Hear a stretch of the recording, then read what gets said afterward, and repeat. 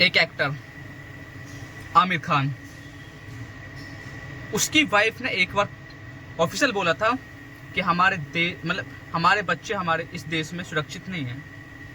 और उस बात पर भाई साहब अब तक आमिर खान को ट्रोल किया जाता है कि कैसे बोल दिया, क्योंकि वो एक मुस्लिम एक्टर है। उसने क्यों बोल दिया कि हमारे मतलब इस देश में बच्चे सुरक्षित क्यों नहीं है। आज मैं बोलता हूँ कि हम सुरक्षित नहीं है इस देश में, भारत देश में हम सुरक्षित नहीं है, हमारी बहन बेटियां सुरक्षित नहीं है। अरे कहाँ से सुरक्षित हो जाएंगे जो हर दूसरे महीना में बलात्कार के केस आते हैं।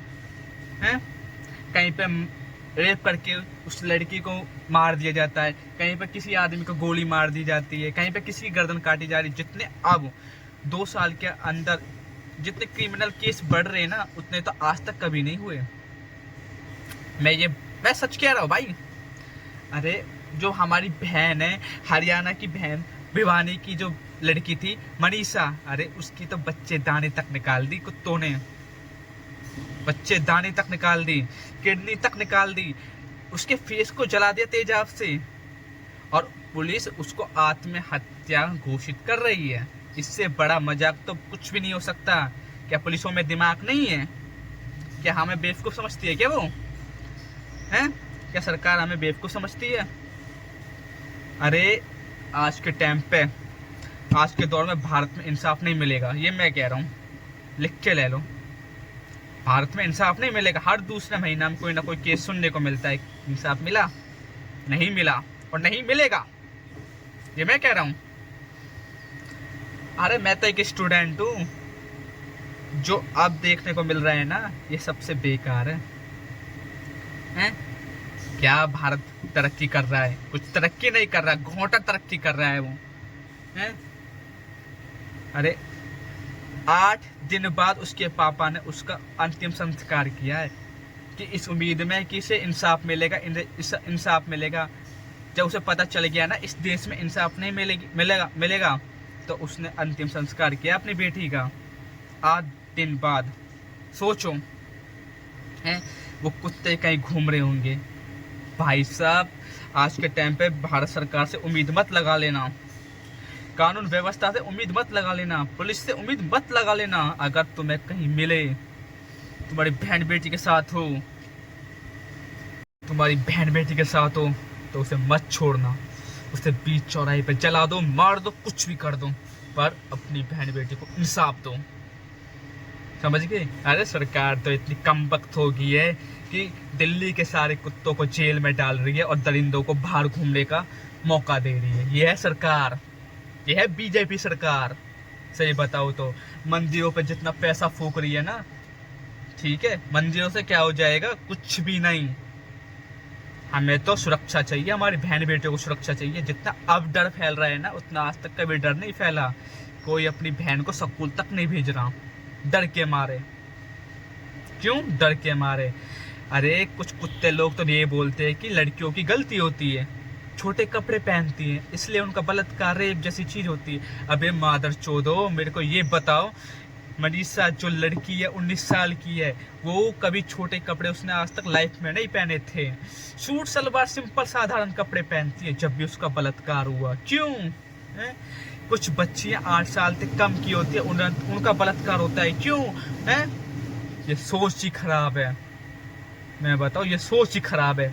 ठीक है, अब ये बताओ, इस देश में इंसाफ नहीं होगा भाई।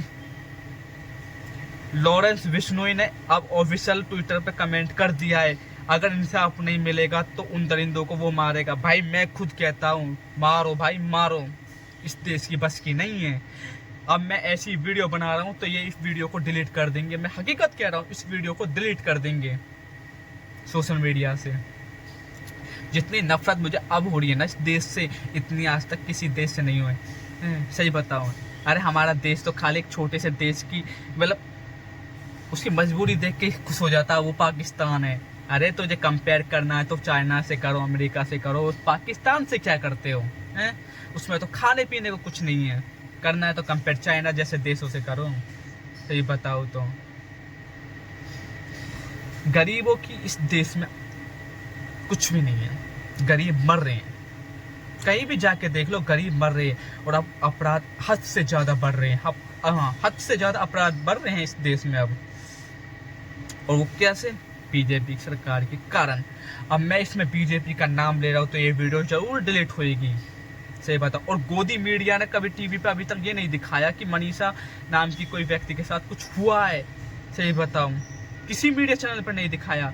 ये तो जब हमारे हरियाणा सरकार, हरियाणा राज्य के कुछ यूट्यूबर ने, कुछ लोगों ने जब बात उठाई है, जब जाके पता चला है कि ये कांड हुआ है,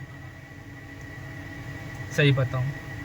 भाई बहुत नफरत हो रही है, हद से ज्यादा हो रही है, सही बताऊं, हद से ज्यादा नफरत हो रही है इस बात को। अब देखो ये बात अब 1 महीने बाद दब जाएगी कि कुछ हुआ भी था, ये हकीकत है। इंसाफ नहीं मिलेगा इस देश में, इंसाफ नहीं मिलेगा।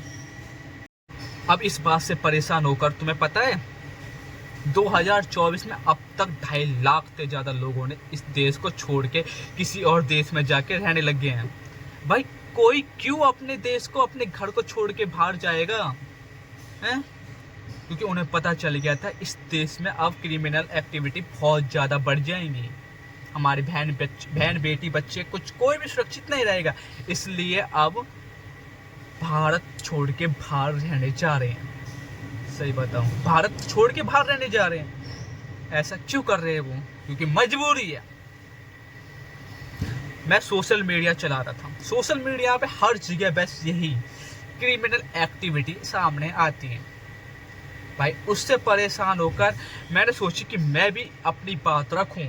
और मैं इस टाइम कंपनी में काम कर रहा हूं और मेरी कंपनी में वीडियो बनाना अलाउ नहीं है, जब भी मैं अपनी बात रख रहा हूं। इस देश में अब क्रिमिनल एक्टिविटी हद से ज्यादा बढ़ गई है।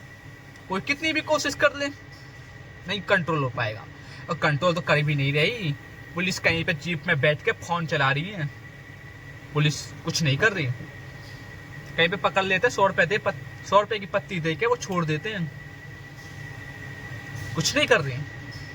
कहीं पे इंसाफ की उम्मीद नहीं है। और आज के टाइम पे इंसाफ की उम्मीद लगाना हम खुद पागल हैं।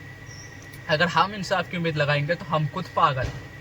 तो इंसाफ की उम्मीद मत लगाओ, जितना हो सके उतना जस्टिस फॉर मनीषा करो।